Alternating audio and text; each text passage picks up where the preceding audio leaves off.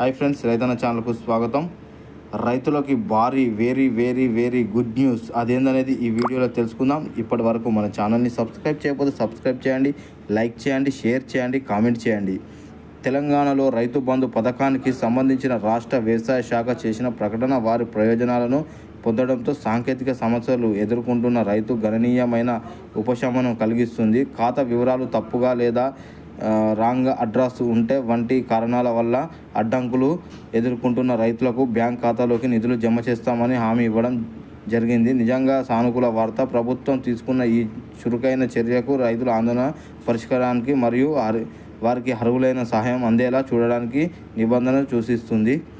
రైతు బంధు సాయం అందని రైతులకు తమ బ్యాంక్ ఖాతాలోకి ఏమైనా సమస్యలుంటే వెంటనే సరిదిద్దుకోమని, నిధులు బదిలీ సులభతరం చేయాలని కోరారు. వారి ఖాతా వివరాలు ఖచ్చితమైనవి మరియు తాజాగా ఉన్నాయని నిర్ధారించుకోవడం ద్వారా రైతులకు వారికి అర్హులైన ఆర్థిక సాయాన్ని అందజేయాలని ప్రయోజనంగా చేస్తున్నారు. ఆనందంగా పడవల వాన మరియు అకాల వర్షాల కారణంగా పంట నష్టానికి పరిహారం ప్రకటించడం, రైతు ఎదుర్కొంటున్న సవాళ్లపై ప్రభుత్వం స్పందించింది. మరింత తెలియజేస్తూ నష్టపోయిన రైతులకు నష్టపరిహారం అందించేందుకు ఎన్నికల సంఘం ఆమోదించడం, వ్యవసాయ జీవో సాధించడం, పంట నష్టం వల్ల కలిగే దుష్ప్రభావాన్ని తగ్గించేందుకు సమిష్ట కృషికి ప్రతిబింబిస్తుంది. కేంద్ర ప్రభుత్వం పీఎం కిసాన్ పథకం కింద త్వరలో విడుదల చేయనున్న నిధుల కోసం రైతులు కూడా ఆసక్తి ఎదురు చూస్తున్నారు. ఈ పథకం ద్వారా ఆర్థిక సాయాన్ని రైతు భరోసా, రైతు బంధు నిధులు త్వరలో విడుదల కావడం వ్యవసాయ సవాళ్లకు ఎదుర్కొంటున్న రైతులకు ఆశాకరణాన్ని అందిస్తుంది.